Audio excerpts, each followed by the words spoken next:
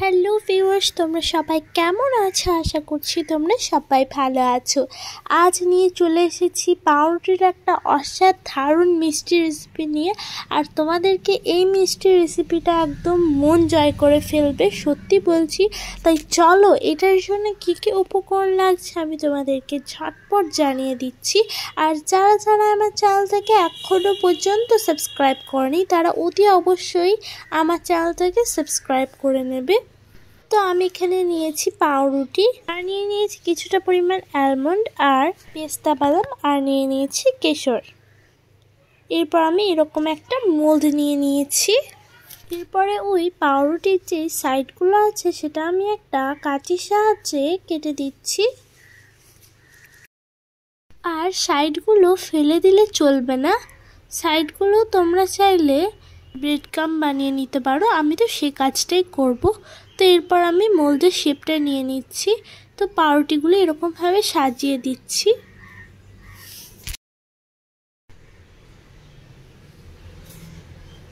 সাইডগুলো কেটে কেটে দিয়ে দিতে হবে।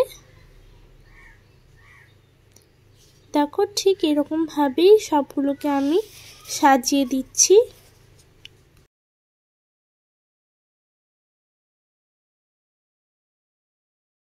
এরপর আমি এখানে নিয়েছি একটা প্লেট।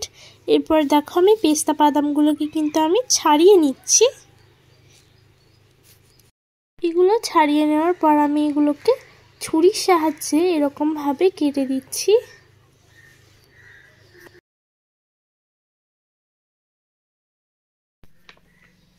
পেস্তা বাদামগুলো দেখো আমার কাটা হয়ে গেছে। এরপর আমি অ্যালমন্ডগুলোকে কেটে দেবো।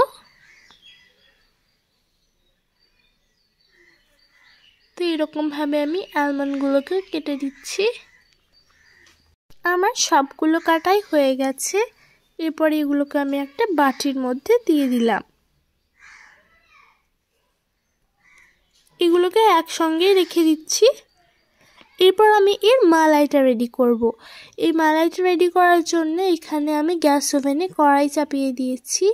এরপরে নিয়েছি আগে থেকে জাল করা দুধ।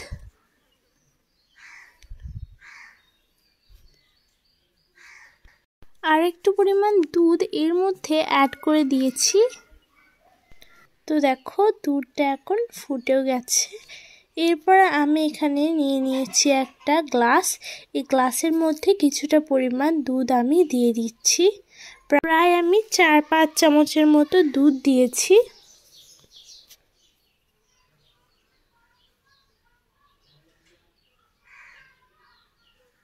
তো এরপর আমি নিয়েছি পাউডার মিল্ক। পাউডার মিল্কটা এর মধ্যে দিয়ে দিচ্ছি। এই পাউডার দুধটা দিলে খুবই সুন্দর একটা ফ্লেভার আসে।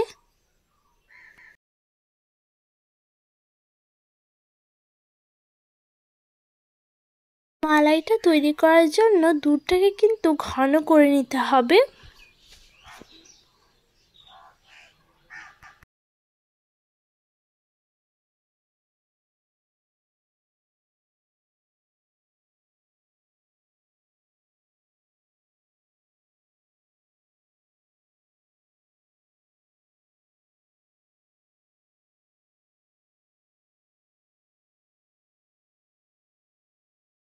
এরপর আমি এর মধ্যে আর একটা জিনিস অ্যাড করব, সেটা হলো অল্প পরিমাণে চিনি।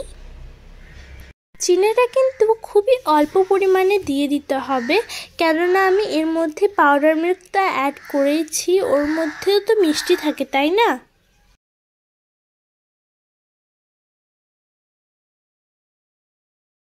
এরপরে ভালোভাবে এটাকে মিক্স করে নিতে হবে।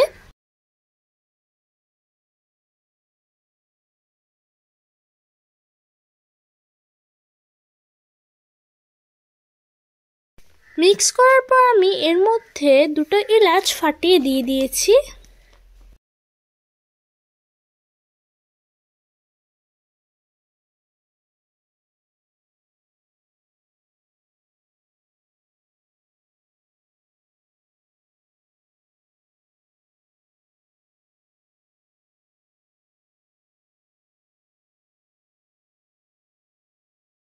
তো 15 মিনিট পর দেখো দুধটা প্রায় ঘন হয়ে চলে এসেছে, একদম ফুটে রেডি হয়ে গেছে।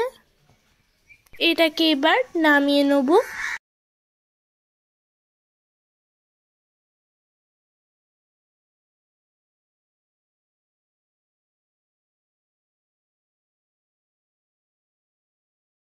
এরপরে দেখো সেই পাউরুটিগুলো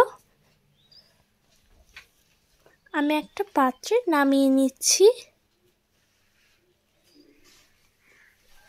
মোল্ড থেকে সব পাউরুটিগুলো নামিয়ে নেওয়ার পর আমি এর মধ্যে সেই মালাইটাকে দিয়ে দিলাম।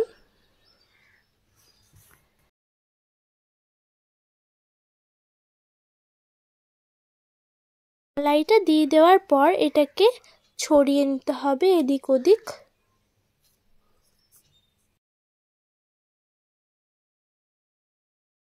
পর পাউরুটি যে স্লাইসগুলো রেখেছিলাম সেটা এরকম ভাবে দিয়ে দিচ্ছি সাজিয়ে সাজিয়ে। পরে এর ওপরে মালাইগুলোকে দিয়ে দিয়েছি।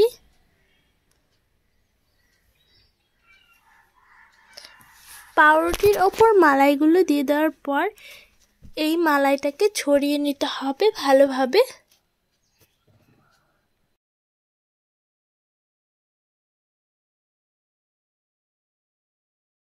ছড়িয়ে দেওয়ার পর আমি যেই দুধটা রেখেছিলাম সেই দুধটা আমি দিয়ে দিচ্ছি অল্প অল্প করে উপরে উপরে। দিয়ে দেওয়ার পর আমি আরও কয়টা স্লাইস এর ওপরে চাপিয়ে দেব। এরকমভাবে সব স্লাইসগুলোকে আমি চাপিয়ে দিয়েছি।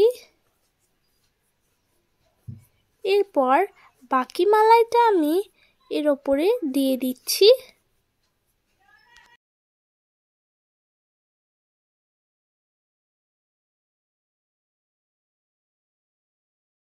মালাই দিয়ে দেওয়ার পর কিন্তু এগুলোকে ভালোভাবে এধার ওধার করে ছড়িয়ে দিতে হবে।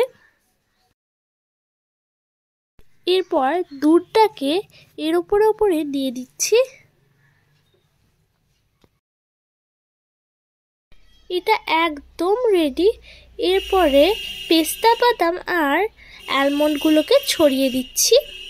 এরপর অ্যালমন্ডটা ছড়িয়ে দেওয়ার পর আমি এর মধ্যে পেস্তা বাদামটাকেও ছড়িয়ে দিচ্ছি। আর এটা দেখতে কিন্তু খুবই সুন্দর লাগছে।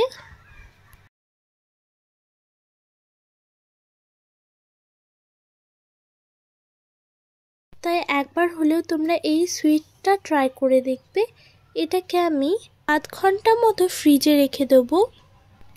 30 মিনিট ফ্রিজে রাখার পর দেখো এটা কত সুন্দরভাবে রেডি হয়েছে।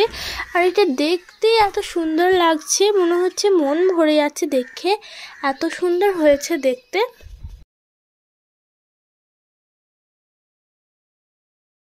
আর হ্যাঁ, এর ওপরে সে কেশরটাও দিয়ে দিয়েছিলাম।